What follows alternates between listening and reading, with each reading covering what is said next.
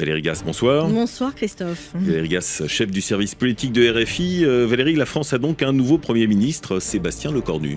Oui, c'est peut-être le moins surprenant des noms qu'on aurait pu attendre, hein, celui qui avait déjà failli être Premier ministre il y a un peu moins d'un an, quand François Bayrou avait lui été nommé à sa place.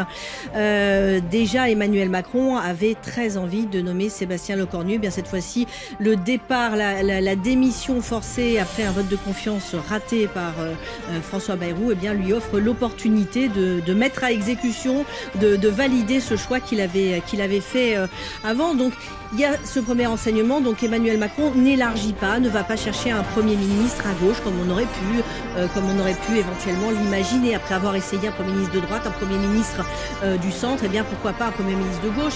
Le Parti Socialiste avait fait des offres de services, elles n'ont pas été entendues. Premier enseignement, Emmanuel Macron, cette fois-ci, et ça n'est pas son habitude, on pourra le noter, chaque fois qu'il y a eu des remaniements et des nominations de Premier ministre, ça a été très long. Cette fois-ci, il a décidé d'aller vite. C'est vrai que la situation, elle est encore plus compliquée qu'il y a un an pour la nomination de Michel Barnier ou quelques mois pour la nomination de François Bayrou. Il y a vraiment une urgence.